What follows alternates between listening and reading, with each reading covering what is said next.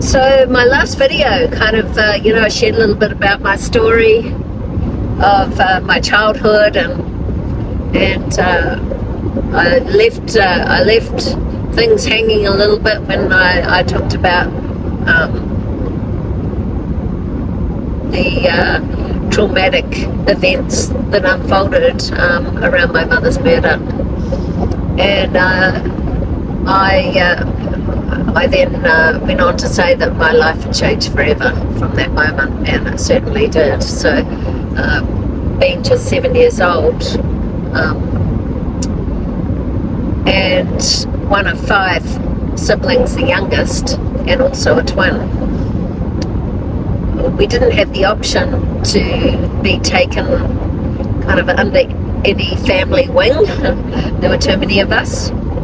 So we got put into foster homes, and for quite most of that time I was separated from my brothers and my sister.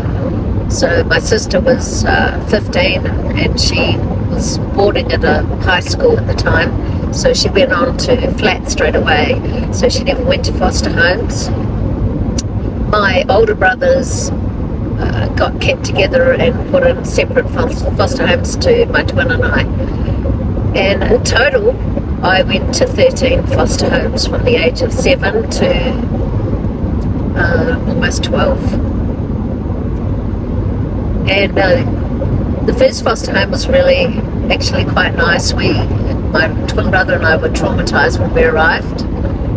There was no emotional support, there was no counselling or anything like that. So, arriving at a strange house with strangers after going through the trauma of witnessing our beautiful mum being murdered, it's obviously a very unstable time in our life emotionally.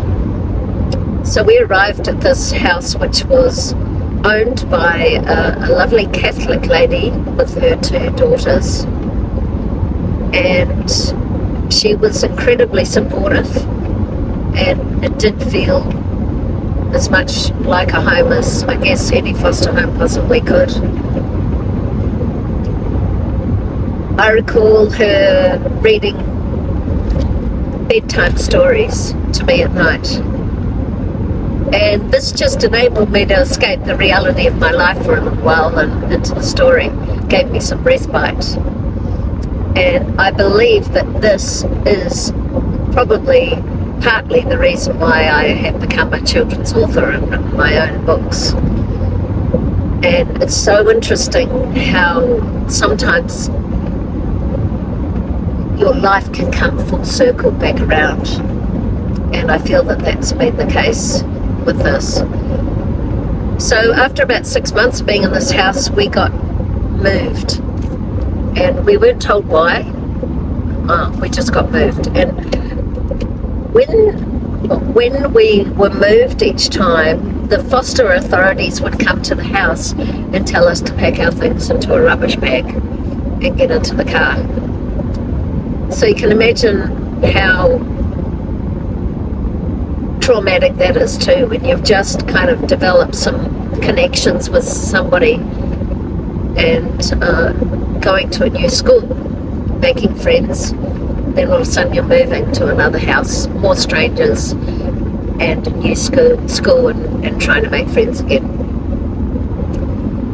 And so this happened over and over.